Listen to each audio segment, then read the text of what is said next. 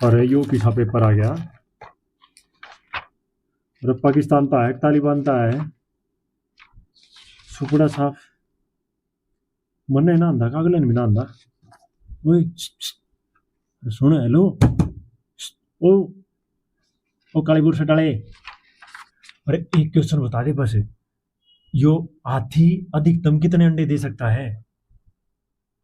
ओ भाई चुप बैठ जा यार, 1 मिनट में यूएमसी बांध देंगे, उठा ले जाएंगे। यूएमसी? यूएमसी क्यों है? यूएमसी क्यों है? कभी कॉलेज में बढ़िया है, कोई का पेपर दिया है? एक की बार पहली बार एचएसएससी यूएमसी बंद है। और ये आगे पास देख, एआई जनरेटेड कैमरे लाए रहे हैं, थोड़ी सी मूवमेंट होती ठा ले जाएंगे। तन्ने भी और गैल मन भी हाथ जोड़ू भाई, कर लेने दे, बहुत उम्मीद है करके मेरे पर।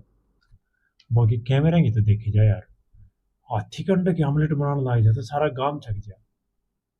बाकी एचएसएससी कमाल है भाई, और कमाल हाथी का अंडा।